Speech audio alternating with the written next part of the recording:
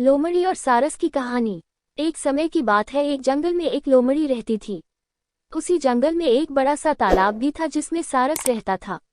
लोमड़ी अक्सर तालाब में पानी पीने जाती थी और धीरे धीरे लोमड़ी और सारस में दोस्ती हो गई।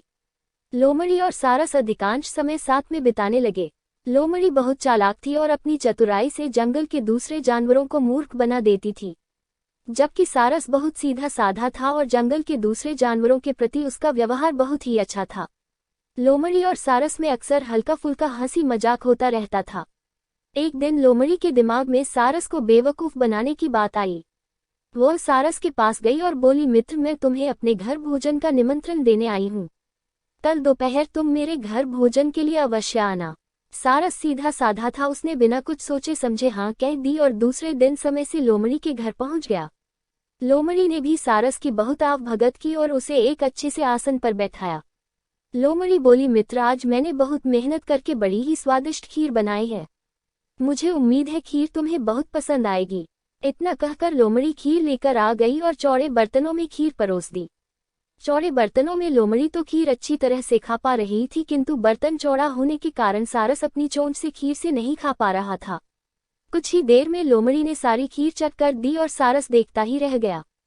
खीर खाने के बाद लोमड़ी सारस से बोली, मित्र, क्या बात है? इतनी स्वादिष्ट खीर होने के बाद भी तुमने खीर नहीं खाई। सारस लोमड़ी की सारी चाल समझ गया था। सारस बोला, नहीं नहीं, आज मुझे भूख नहीं है। इतना कहकर सारस वहां से चला गया। लोमड़ी के घर से जाने के बाद सारस अपने आप को बहुत अपमानित महसूस कर रहा था और किसी भी तरह लोमड़ी से अपना बदला लेना चाहता था। सारस दिन भर यही सोचता रहा कि किस तरह लोमड़ी से अपना बदला लूं। तभी उसे एक उपाय सूझा। वो लोमड़ी के पास गया और बोला, बहन लोमड़ी, मैं तुम्हारे यहाँ दावत खा चुका हूँ, अब मेरी बारी है। मैं भी तुम्हें अपने यहाँ भोजन का निमंत्रण देने आया हूँ। तुम्हें कल दोपहर में मेरे घर भोजन के लिए आना होगा। लोमड़ी ने झट से सारस का आमंत्रण स्वीकार कर लिया। दूसरे दिन लोमड़ी समय से सारस के घर पहुंच गई। सारस ने भी भोजन में खीर बनाई।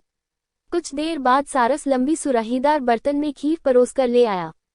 पतले मुंह वाले बर्तन में सारस तो आसानी से अपनी चोंच से खीर खा पा रहा था, किंतु लोमड़ी का मुंह खीर तक नहीं पहुंच पा रहा था। कुछ देर बाद सारस ने सारी खीर खत्म कर दी, किंतु लोमड़ी अभी तक बिना खीर खाए ही बैठी थी। सारस ने लोमड़ी से पूछा, बहन लोमड़ी, क्या हुआ, तुमने खीर क्यों नहीं खाई? क्या खीर अच्छी नहीं बनी है?